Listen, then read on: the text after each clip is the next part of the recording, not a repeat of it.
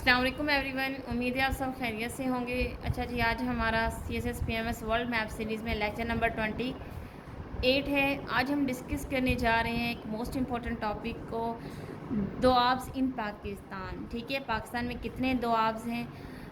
दोआब्स को डिस्कस करने से पहले हम थोड़ा उसकी डेफिनेशन को डिस्कस कर लें कि एक्चुअल में दोआब्स हैं क्या।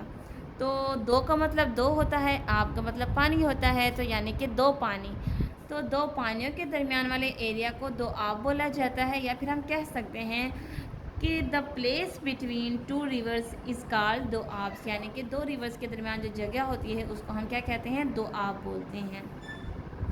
तो फ़िलहाल इस वक्त पाकिस्तान के अंदर टोटल 4 दो आब्स हैं। पहले 5 हुआ करते थे, एक कैसे मर्ज हुआ उसे हम बाद में डिस्कस करेंगे। तो चलिए जी, स्टार्ट करते हैं। मैंने एक रफली पाकिस्तान का मैप बनाया है। ठीक है, पाकिस्तान का मैप बनाया जिसमें हमने सबसे पहले देखा इंडस रिवर है हमारा, उसके बाद जहलम है, चनाब है, रावी, ब्यास एंड सतलुज। ठीक है, अगर हम बात करें रिवर्स की तो सबसे पहले मैं यहाँ पे थोड़ा आपको चीज़ें थोड़ा मज़ीद एक्सप्लेन कर दूँ कि जब इंडस वाटर ट्रीटी हुई थी 1960 के अंदर, तो पाकिस्तान और इंडिया के दरमियान एक माहिदा तय हुआ था वर्ल्ड बैंक की हेल्प से। 3 दरिया पाकिस्तान को दे दिए गए थे और 3 दरिया हिंदुस्तान को दे दिए गए थे। इंडस, जहलम और चनाब, ये 3 रिवर जो थे वो पाकिस्तान के हिस्से में आए हैं।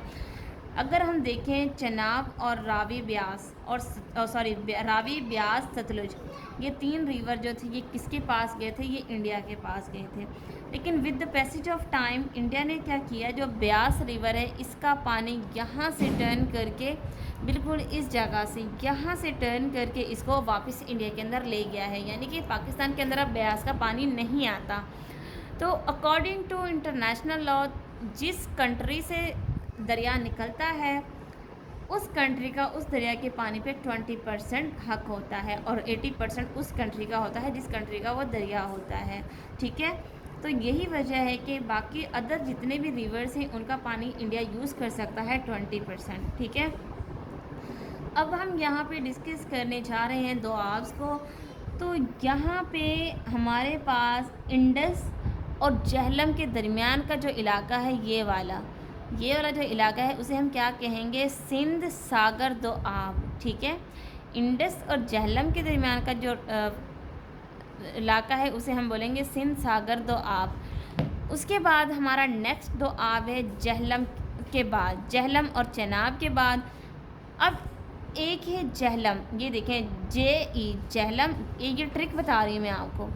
जहलम J और चनाब CH, इन दोनों को मिला के क्या बनेगा, चज दोआब, यानी कि जहलम और चनाब के दरमियान का फासला क्या कहलाएगा, चज दोआब। ठीक है, उसके बाद हमारे पास है रावी और चनाब। अब रावी का R कर लें, RA कर लें, और चनाब का CHNA।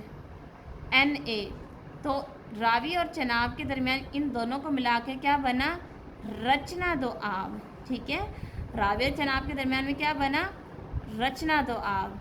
नेक्स्ट हमारे पास है रावी और सतलुज। ठीक है, या फिर रावी और ब्यास। ब्यास तो ख़त्म करके चला गया है, इंडिया की तरफ वापस टर्न हो गया है, लेकिन रावी, ब्यास B, रावी R।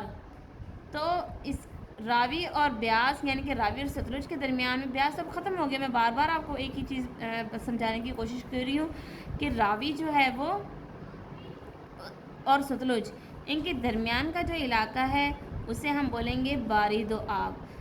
अब ब्यास जब हुआ करता था पाकिस्तान के अंदर आया करता था, तो यहाँ पे इसे भी देख लें, क्वेश्चन में भी आ जाए इस तरह का क्वेश्चन, आपको पता होना चाहिए कि तब ये दो आब क्या कहलाता था। जब ब्यास पाकिस्तान में आता था तो तब इस दो आब को क्या कहते थे, तो ये दो आब कहलाता था बिस दो आब, BIST, बिस दो आब। अच्छा जी, एक और यहाँ पे मोस्ट इम्पॉर्टेंट चीज़ मैं आपको बताने जा रही हूँ।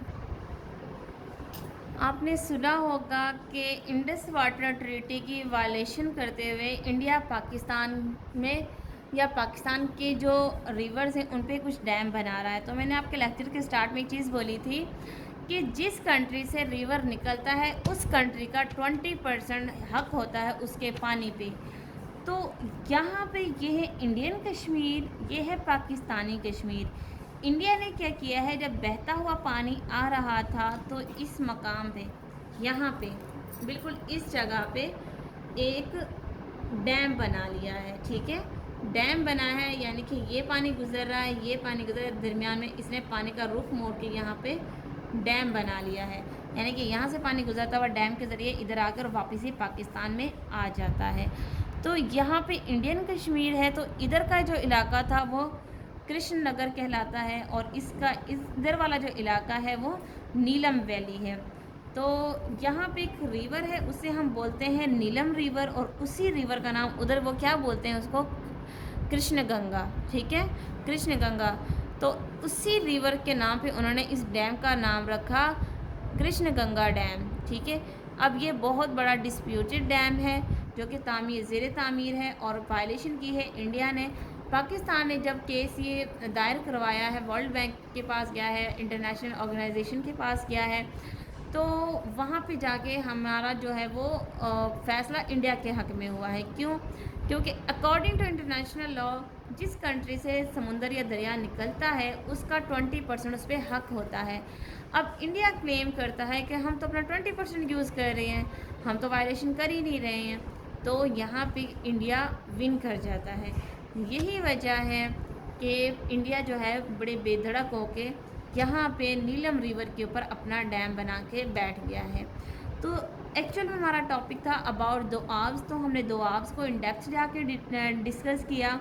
मैं अगेन आपको ये चीज़ बार बार बताती हूँ कि हमारे मैप्स जो हैं हमें कहाँ पे हेल्प आउट करेंगे। ये हमें करंट अफेयर्स में हेल्प आउट करेंगे, पाकिस्तान अफेयर में करेंगे, पॉलिटिकल साइंस में हमें करेंगे, इन्वायरमेंटल साइंस में भी काफ़ी हद तक इनसे हेल्प आउट होगी।